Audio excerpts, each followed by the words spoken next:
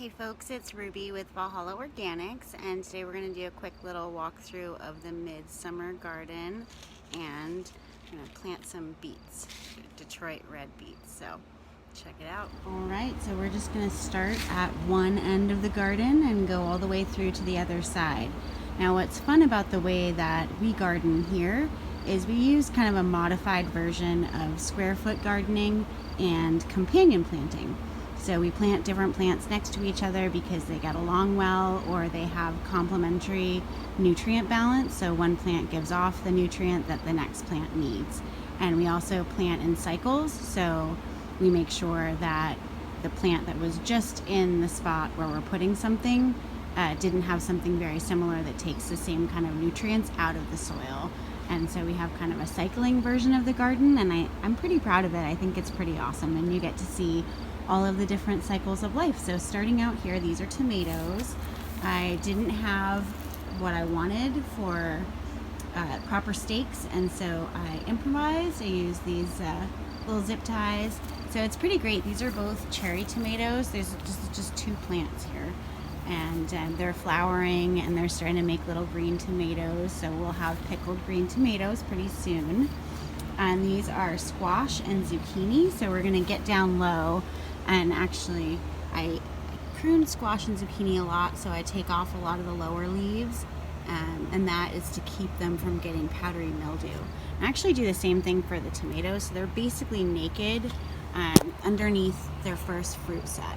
So everything underneath there, I take off all the suckers, I take off all the weird little branches, all the leaves, and again, it gives really good airflow, and it also makes sure that when you water, your hose is going down here, it's not getting the leaves wet where there's going to be mold or mildew or problems that develop from doing that. So down here, the squash are blooming. It's the evening time, so the blooms are closed up. But this is a boy squash blossom. It just looks like a regular flower with a regular stem. And those guys open up both earlier in the season and also mostly earlier in the day, because the idea is that the pollinators will visit the male flower and then go and visit the female flower. So let's get kind of deep in here. You can see on this plant, the female flower has a squash on it.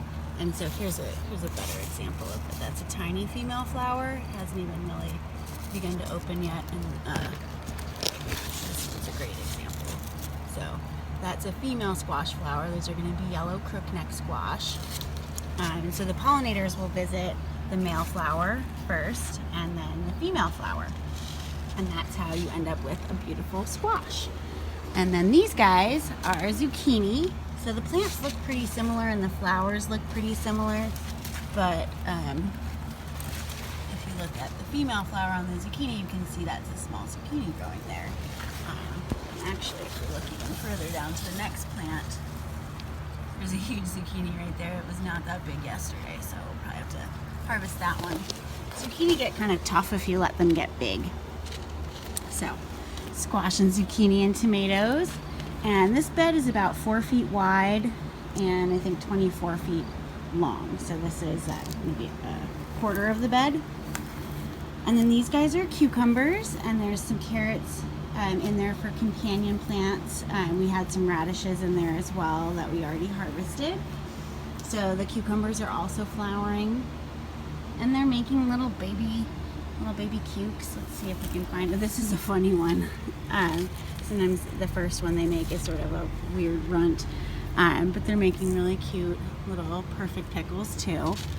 Or, well, they will be pickles. They're just cucumbers now.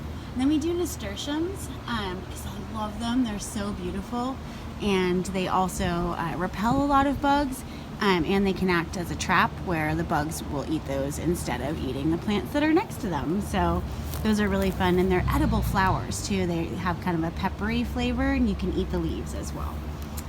So here's where we had a whole lot of radishes all in this half of the bed, and we harvested those and we pickled them, we ate them on salads, we had a good time.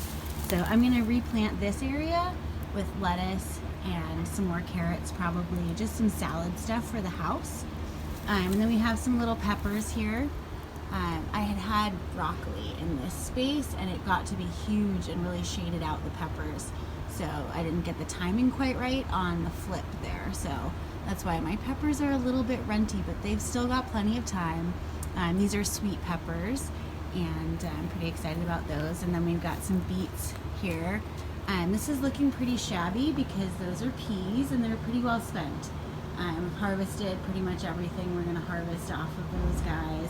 And the great thing about pea vines is that they make incredibly good compost. Peas are just full of nitrogen, and that's what most other plants need. And so I actually, going back to the squash for a second, on the other side of that green fencing, that's where the squash is, and there used to be, yesterday, a bunch of peas growing up along that trellis.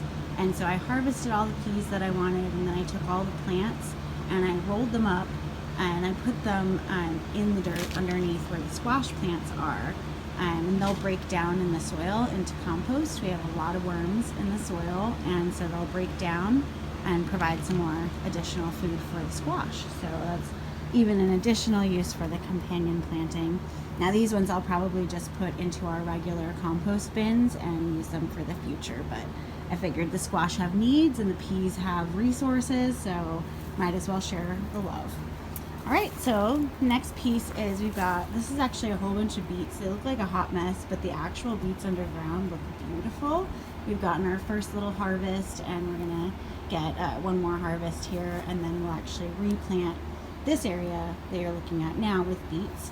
These guys are our hot peppers, and there's some really pretty nasturtiums here too. I love these guys. So these are hot peppers. We've got jalapeno and habanero peppers, and they're also flowering, as you can see some of them.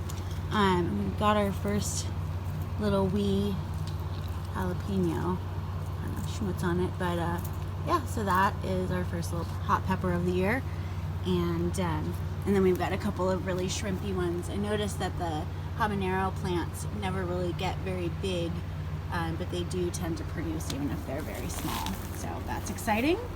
And then over here we've got some more nasturtiums, and this is where I had Swiss chard and spinach, and obviously those things are they like it a little bit cooler than the weather that we've got going on right now, and so we ate as much as we could of those. We let them go to seed so the pollinators could get their little snacks out of it, and I've just turned it over with some new dirt and new compost.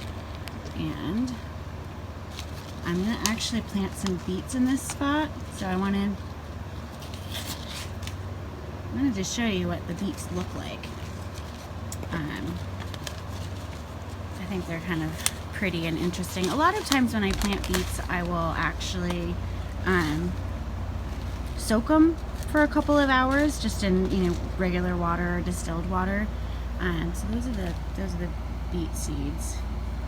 Hands are pretty dirty. I've been digging in the dirt for a while now. They have kind of a weird texture to them. I kind of like them. And your packet will tell you how deep to plant your seeds, but typically, it's a smaller size seed, so it's not a very deep hole. And I'm going to plant this whole area with some summer beets, and then in a week or two, when those greens are ready, the beets underneath actually, when those are ready, we'll pull those out and put more beets in this spot. So we're pretty excited to have an awful lot of pickled beets coming for later in the summer and the fall. Anyway, thanks so much for watching. I really appreciate you guys joining this little garden tour and being in my happy place with me. So again, thank you, and we'll see you next time.